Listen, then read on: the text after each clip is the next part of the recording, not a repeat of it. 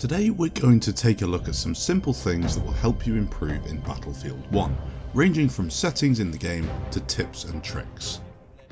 Starting off, a very simple trick to help you out that requires nothing but a few minutes of your time. Changing a reticle colour can make all the difference on the battlefield, with it often giving you that split-second advantage over an enemy. Personally, I like to change it to a bright colour, and purple is the one I usually choose. That's the one that I've actually changed it to, and you'll see in my most recent videos. Red is another colour that stands out quite well, but this is a personal preference. You can change this option by following what I'm doing on screen. It can be found in the option sections down here. It's not difficult to change at all, you can just pick whichever colour you like. Again, I suggest testing this a couple of times just because some maps are slightly different from others. Also, you might have a preference to a certain colour, maybe you've used it in a different game. I know that some people definitely have a go-to colour that they like to use for their reticles. The next tip I'd like to give you is again fairly simple. Changing the hit marker colour in the settings can also make a massive difference. This will again give you more information when engaging an enemy, showing you clearly whether you're getting a headshot, a body shot, or a kill shot. Now, you might not use this information all the time, and to be honest, it's not something I think about when I'm playing the game, but it would definitely aid you in engagements. I personally like to use a red colour for a kill shot, a yellow colour for a headshot, and then of course just the default colour for when you just get a normal shot, shooting them in the torso, the legs, the arm, whatever it is. Now this, you might think, is not that big a deal. You're just running at somebody with a machine gun. Well, what difference does it make?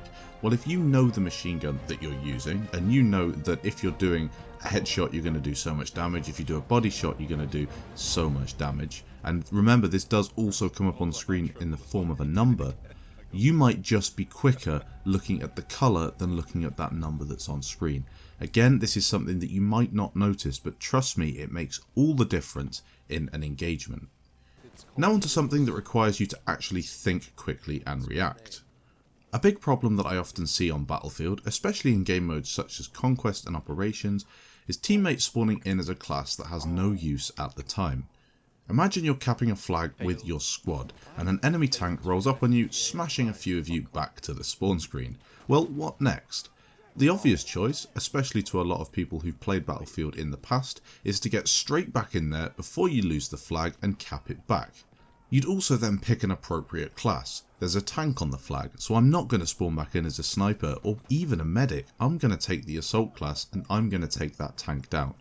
The mistake I see a lot of people making in this game, and it was the same in Battlefield 4, is not spawning in as the appropriate class. There's a tank, so the assault is the perfect option. Change your class, get back in there and deal with the tank, because that's the main problem. Too often I see someone spawning in as a scout only to just run away or get behind some cover, not actually helping the team out at all. Yes, maybe you've got some good range after the flag is capped, but at that point in time you need to make sure you've got the correct class. If you're not sure, the medic and the assault are usually the two best classes to go for. The scout class, although very effective in Battlefield 1, is not the best class to use when you're in close quarters on a flag trying to get it capped and get armour off of the point. Remember, Battlefield 1 is depending on you to play as a team more than ever, and understanding that the class you choose to spawn in as makes a huge difference is massive. A big part of Battlefield is making use of the spawn-in system. This doesn't really apply to TDM as the spawn system isn't the same, but is incredibly important in Conquest and Operations. Take this as a scenario. You're playing Argonne Forest, a great infantry map in my opinion, but a map that requires good teamwork in order to dominate. Your team is losing and you're slowly getting pushed back towards your base. However, one guy on your team has managed to sneak through the lines, making his way to the other side of the map. Now in my mind, there's only one thing I'll want to do. Find his squad, join it, and spawn on him. I'm going to run to the nearest flag, try and cap it, and then possibly even go back into my original squad and then tell my squad mates, either through VoIP or through TS or through the squad chat option, to spawn on me. That's really important, because that then moves quite a few people from our team from a base rape situation possibly, or a flag that's really, we've got capped but we can't leave because the enemy team have got us pinned down. It moves all those people to the other side of the map.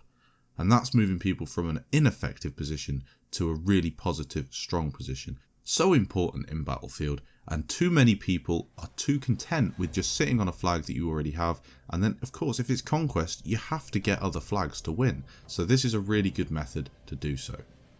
The final tip in today's video is about the behemoths. We all know these things are really strong, and although they don't always appear to turn the game, it's usually due to the person in the driver's or pilot seat not doing their job properly.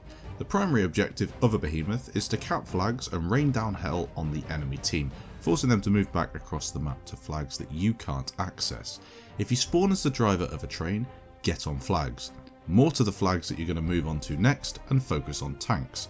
If you spawn as the driver of an airship, make your way to the map capping the flags as you go. Never hover off a flag, always make sure you're above one. This is great as you'll get points and help your team. Finally, if you're in charge of captaining the dreadnought, move the thing closer to land and focus on enemy armour and key objectives that your team are trying to attack. Type in chat, what flag should we focus on, and work together.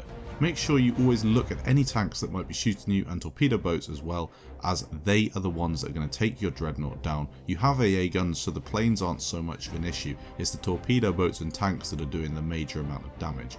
As the driver, you need to get closer to land so your AA guns have the range to do damage to people, because remember, if you're out at sea, they can't hit anything. Get closer to land, focus on some flags where you see your teammates trying to cap, and in doing so, you're going to make your team turn the game around, and if it's done properly, it really does work. Hopefully these 5 things will help you out in Battlefield. They seem simple, but I guarantee that a huge amount of the people playing Battlefield 1 today don't do this. Following on from this video, I'll be doing 5 things you can do to improve your tanking, so keep an eye out for that. Consider leaving a like to help support the channel, and why not subscribe to keep up to date with future videos. Thanks for watching, and I'll catch you in the next episode.